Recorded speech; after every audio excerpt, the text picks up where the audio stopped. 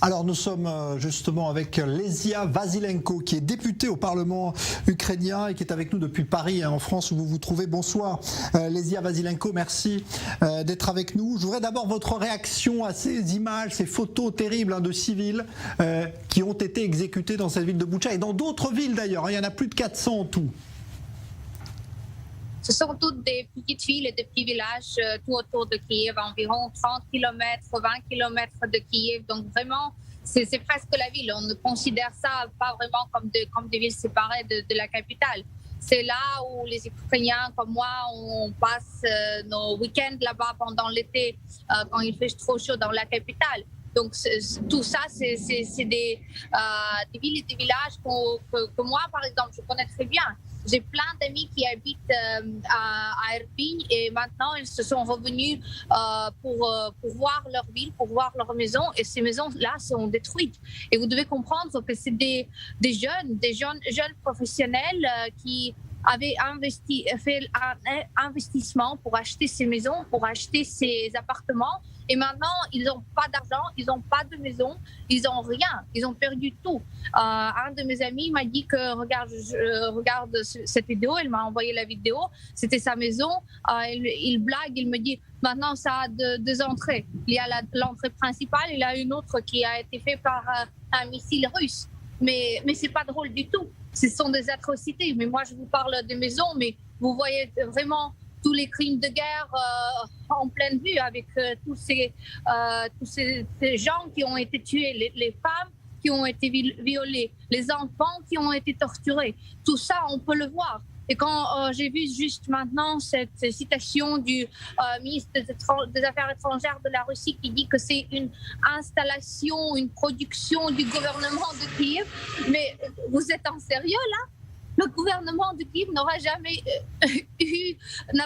eu de l'argent pour faire du cinéma, même en temps de paix.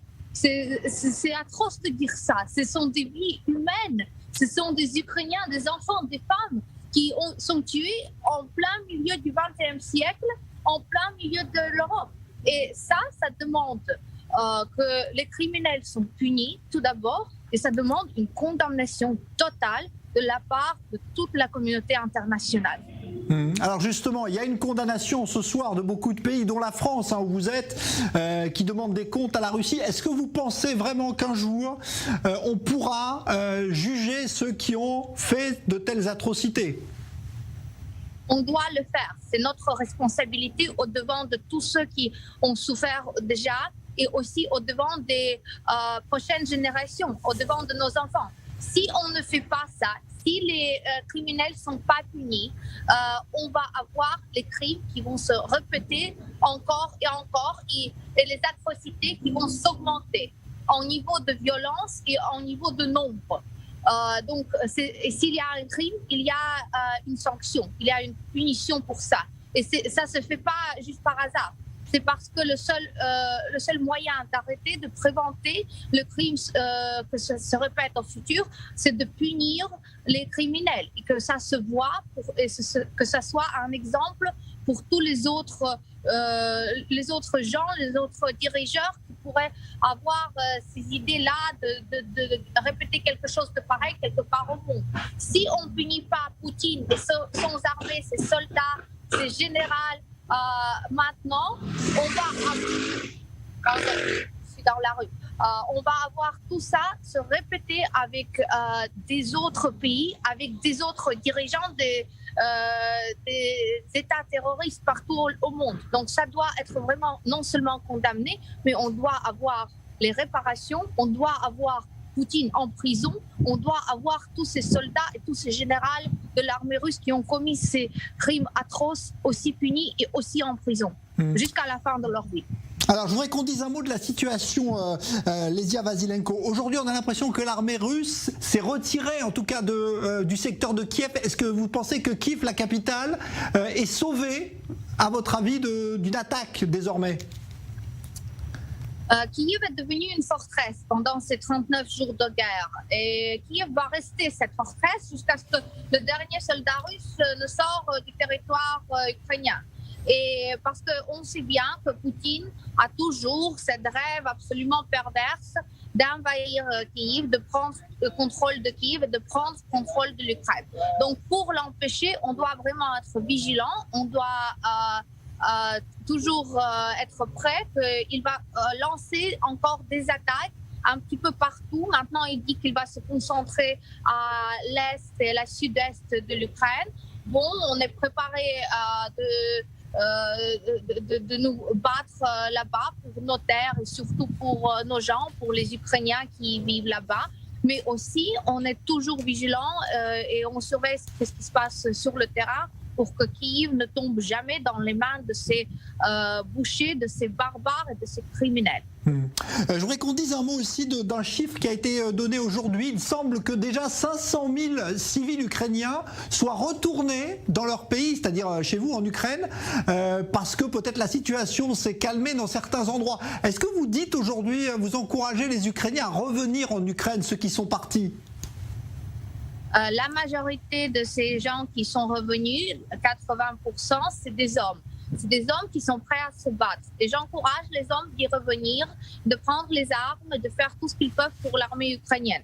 Parce que c'est l'armée qu'on fait confiance, à qui on fait confiance, et on est certain que c'est l'armée qui va sauver l'Ukraine, mais aussi c'est le soutien international.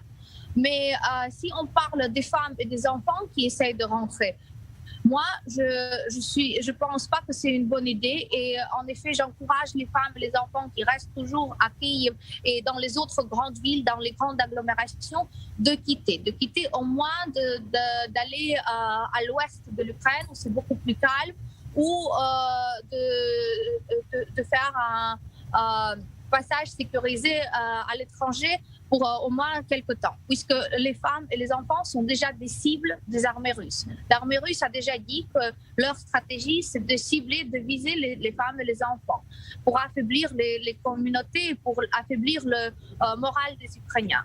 Après, on sait déjà que l'armée russe aime bien cibler et viser les gens civils.